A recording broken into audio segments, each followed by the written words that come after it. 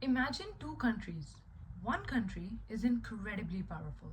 It has the strongest military in the world. Its influence stretches across continents, and its decisions can change global politics overnight. Now imagine another country. It may not dominate the world militarily, however, it has something equally important: stability. Its cities attract professionals, entrepreneurs from around the world. Businesses flourish over there, and people feel happy and confident building their lives over there. So here's the question: in international politics, what matters more, power or stability? Because history shows us something interesting. Power can control the moment, but stability can shape futures. And today, we can clearly see this tension rising between the United States and the Gulf region. Right now, the world is quietly witnessing a struggle between two forces: power and stability. Understanding the difference between power and stability. The United States represents unmatched military power. And on the other side, the Gulf region represents one of the most economically stable and dynamic regions in the world. But recent geopolitical decisions are beginning to test that balance. And when power ignores stability, the consequences go far beyond politics. They shake markets, shift global investments, and reshape entire regions. And so, welcome back to another episode of Bridging Perspectives with Danya Rana. Today, we will be exploring a simple but powerful question. In the long run, what truly sustains a nation? Power or stability? Understanding the difference between power and stability. And so, before we dive into geopolitics, we actually need to understand what these two terms mean. This power can come from military strength, technology, or political influence. Power allows a country to project force, protect its interests, and influence global decisions. But stability is something different. Stability is about predictability. It means safe markets, strong institutions, reliable policies, and long term economic confidence. And so, naturally, when a region is stable, businesses start investing there. People move there to work, build their lives and careers. Infrastructure grows, trade expands. So, in simple terms, power can force change, but stability allows growth. And so, the most successful global systems depend on the balance of these two: power and stability. The United States as a global symbol of power. If we look at the world today, one country clearly represents global power. That's right, the United States of America. The United States is not only the strongest military on the face of Earth, but it also has one of the strongest economies. Its military presence spans across multiple continents.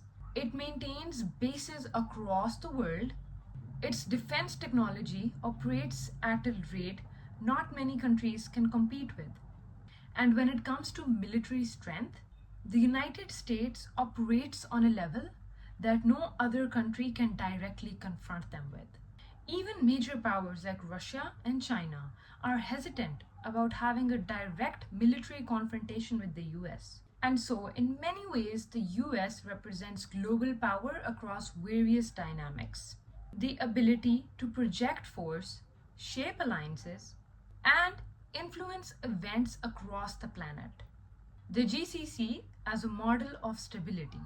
But on the other side of the scale, we have an entire different region: the GCC, or as we like to call it, the Gulf Cooperation Council, because these countries represent stability. Over the past few decades, the Gulf region has rapidly transformed itself into an economically powerful region.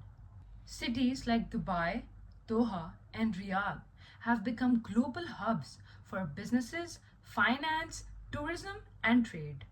People from Europe, Africa, and America come here to work and invest.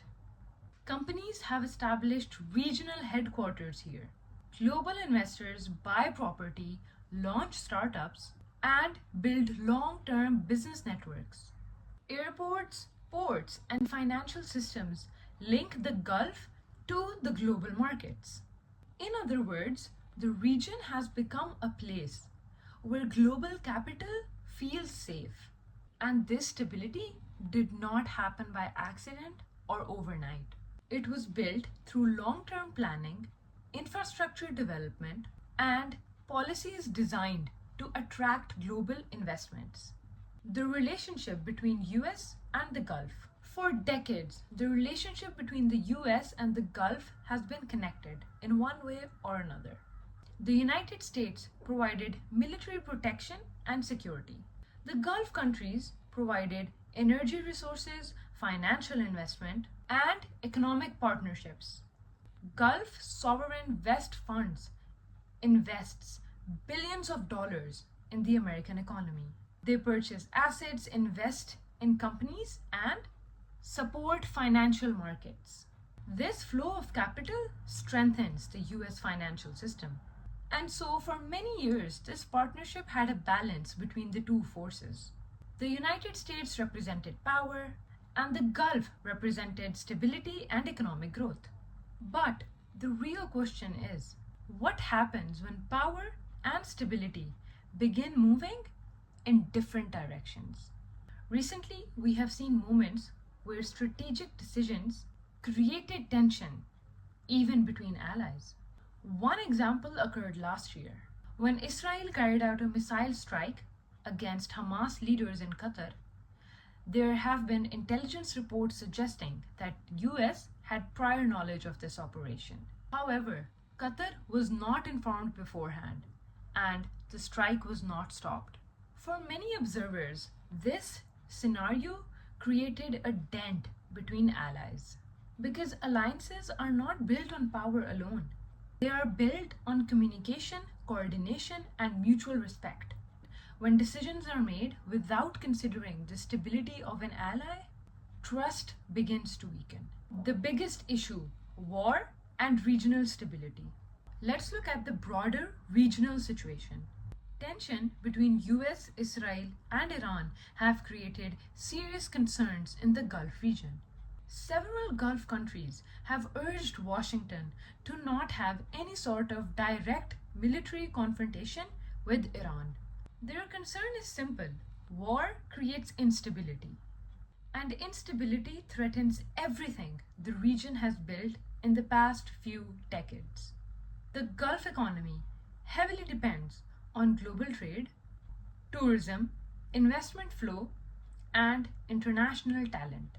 Cities like Dubai, Doha, Riyadh are thriving because people feel confident enough to be living and investing there. But if conflict spreads across the region, that confidence can disappear very quickly. When instability increases, markets react naturally. Investors become cautious, businesses delay decisions. Financial capital begins moving towards safer markets. And this does not only affect the Gulf, it affects the global economy. Dubai and the wider UAE, for example, are supported by international populations. Professionals from Europe, India, Bangladesh, Pakistan, Canada live and work here. But when instability grows, this entire ecosystem becomes disrupted. Money begins shifting elsewhere, companies reconsider expansion plans, and people start thinking about relocation. And suddenly, geopolitical decisions made about 1,000 miles away start affecting the real economic life on ground. The core lesson. So, this brings us back to our central idea of today's reflection. Power can shape the world, but stability sustains it. Military strength can influence events, but economic confidence, investors' trust, and social stability create long term prosperity.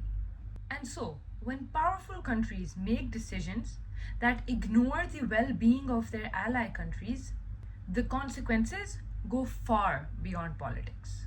They ripple through markets, businesses, and lives of ordinary people. The strategic question ahead. This is why some Gulf countries are beginning to ask a very important question. Should they rely entirely on external powers for security? Or should they begin thinking more independently about regional stability? This does not mean abandoning their alliances, but it definitely means how they are reconsidering the balance of power and stability coexisting in the future. Because in international relations, alliances cannot be built on power alone. They must also be built on trust. Trust that partners will consider each other's security, prosperity, and stability when making decisions. This brings us to our closing statement. In the end, power and stability are not enemies. The strongest global systems are actually built when power protects stability rather than undermine it. Because power may dominate the present, but stability determines the future. And the real challenge for all the world leaders out there is to find a balance between these two. And so, with that, we conclude today's episode. I hope this episode was filled with insights that helped you understand this entire war from another perspective, the human perspective. And so, if you liked this episode, you should consider subscribing to our YouTube channel for further discussions on bridging perspectives with Danya Rana. See you guys in another episode. Until then, keep bridging perspectives.